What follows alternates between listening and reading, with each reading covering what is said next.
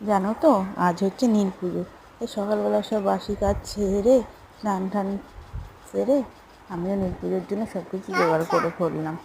তো প্রথমে আমি চান টান করে ভালো মতো ফুল টুল জোগাড় করে নিয়েছি, ফল 5 রকম আমার বর এনে দিয়েছে। তারপরে আমার ঘরে শিব ঠাকুরকেই আমি দুধ, গঙ্গার জল, ঘি, মধু দিয়ে চান করিয়ে দিলাম।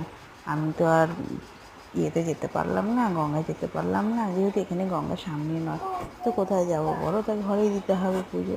তো দেখো আমি 5 রকম ফল নিয়ে নিয়েছি, নিয়ে ঠাকুরকে ফল নিবেদন করে দিয়েছি, ফুল নিবেদন করে দিয়েছি। আমার আরও যত ঠাকুর আছে সেই ঠাকুরকেও আমি পুজো দিয়ে দিয়েছি। তো দেখো এখানে আমি বেল দিয়েছি, কলা দিয়েছি আবার মাথায় ঠেকিয়ে। যেহেতু আমার শিব ঠাকুরটা তো খুব বড় নয়, ছোট ঠাকুর, তাই মাথায় ঠেকিয়ে আমি পাশে রেখে দিয়েছি। আর ফলের মধ্যে দিয়েছি খেতে ঠাকুরকে শশা, কলা, তারপরে আঙুর ফল, শাকালু আর মিষ্টি দিয়ে পুজো দিয়েছি। মিষ্টি বলতে তোমার নকুলদানা দিয়ে পুজো দিয়েছি। আর এখানে মোমবাতি ধূপকাঠি জ্বালিয়ে দিয়েছি। জানি এই পুজোটা সকল মায়েরা সন্তানের মঙ্গলের জন্য করে। আমার যখন সন্তান হয়নি তখন তো আমি করতে পারিনি। তো আমার এটা প্রথম নীল পুজো। যেহেতু, তাই আমাকে তো ভালোভাবে পুজোটা করতে হবে আমার সন্তানের মঙ্গলের জন্য। সব মায়েরই তার সন্তানের মঙ্গলের জন্য করে।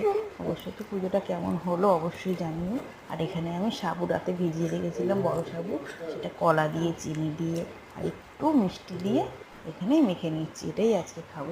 তো দেখো সাবু মাখা হয়ে গেছে। তো এখানে আমি বরের জন্য রেখে দিয়েছি, মেয়ের জন্য রেখে দিয়েছি, আর বাদ বাকিটা যা রয়েছে সেটা আমি খেয়ে নেবো। আর দুপুরে খাবো ফল প্রচুর। এখন যেহেতু 12টা বাজে, তো এখন তো দুপুর হয়েই গেছে।